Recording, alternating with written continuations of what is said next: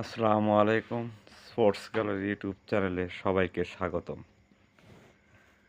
কথা বলছি Bangladesh versus Australia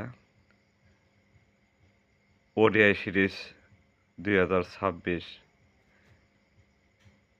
দ্বিতীয় ম্যাচ নিয়ে। টসে জিতে অস্ট্রেলিয়া ব্যাটিং করার সিদ্ধান্ত নেয় এবং তারা শুরুতে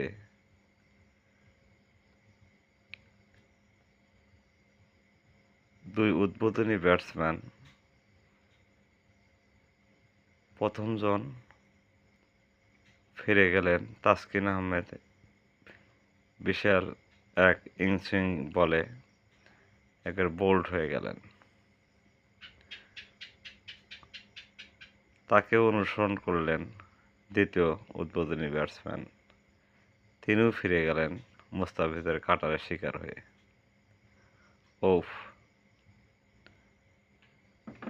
তৃতীয় উইকেট 0 রানে, অসাধারণ।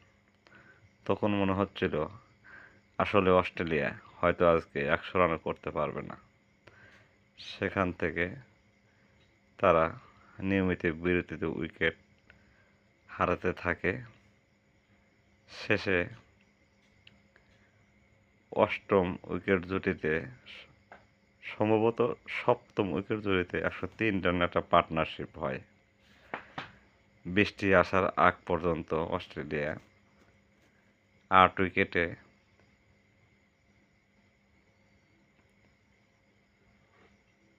187 রান করে। তারপরে ডিএল মেথডে বাংলাদেশ দ্বিতীয় ইনিংসে টার্গেট হয় 192 রানের। কি অসাধারণ মিল! বাংলাদেশ ব্যাট করতে নেমে শুরুতে ইনিংসের দ্বিতীয় বলে তানজিদ তামিম 0 রানে আউট হয়ে যায়। বৃষ্টির পরে খেলা, অস্ট্রেলিয়ার পেসাররা বাংলাদেশ ব্যাটসম্যানদেরকে খুব প্রেসারে রেখেছিল। বল উইকেটের এদিক ওদিক দিয়ে যাচ্ছিল, অসাধারণ সুইং হচ্ছিল, বাউন্স হচ্ছিল। মনে হচ্ছিল যেন এই 192 রান হয়তো 260-70 রান টার্গেট হয়ে গেছে বাংলাদেশের জন্য। কিন্তু এই সৌম্য সরকার, অনিয়মিত সৌম্য সরকার, তিনি আসলে কবে আসেন কবে যায়, সে কখনো নিয়মিত হতে পারছিলেন না দলে। কিন্তু আজকে তিনি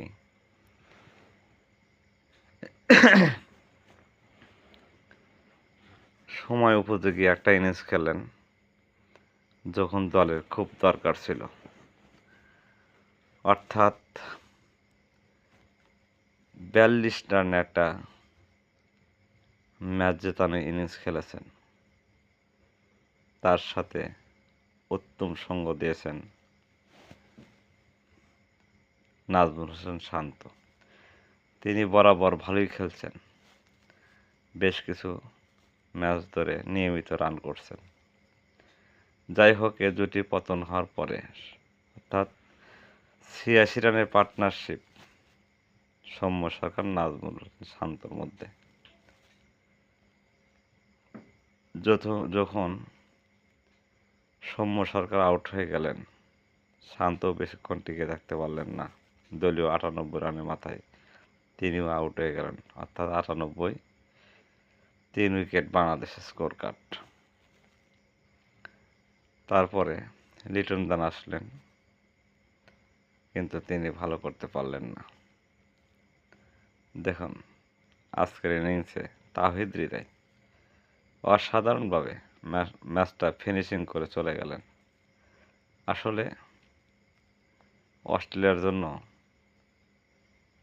এই সিরিজটা হয়তো খুব তারা মনে রাখতে চাইবেন না, কারণ এরকম লজ্জায় তারা আর কখনো পড়ে নাই।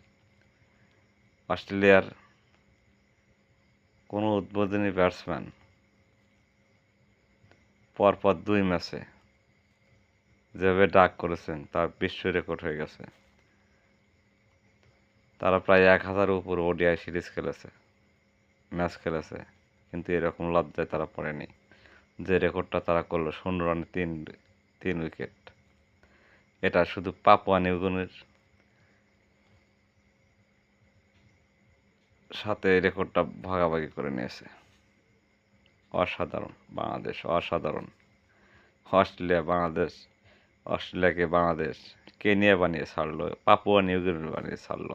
তারা মনে রাখবে এই সিরিজটা, বহুদিন তাদের মনে রাখবে।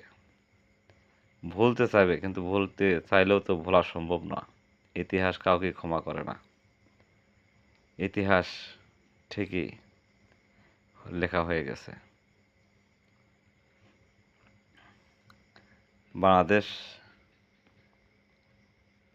আজকে সিরিজ দিয়ে টানা 4টা সিরিজ জিতল, অর্থাৎ ওয়েস্ট ইন্ডিজ, নিউজিল্যান্ড, পাকিস্তান এবং অস্ট্রেলিয়া টানা 3টা সিরিজ জিতে নিল। অসাধারণভাবে খেলেছে বাংলাদেশ। এভাবে উন্নতি করলে ভবিষ্যতে বাংলাদেশ এশিয়ার একটা ক্রিকেট পরাশক্তিতে রূপান্তরিত হবে। বেশ কিছু কিছু কমেন্টেটরতে বলেই দিয়েছেন এশিয়ার 2 নম্বর দল বাংলাদেশ। এরা তো এমনি হয়নি, যোগ্যতা প্রমাণ করেই তারা এই অর্জনটা করেছে। তে এই ছিল আজকের ম্যাচ বিশ্লেষণ। ভিডিওটি ভালো লাগলে লাইক করুন, কমেন্টস করুন। পরবর্তীতে ভিডিও পেতে চ্যানেলটিকে সাবস্ক্রাইব করুন। আমি ইউটিউবে নতুন আসছি, সবাই সাপোর্ট করবেন যেন এখানে ভালো কিছু করতে পারি। ধন্যবাদ সবাইকে। আসসালামু আলাইকুম।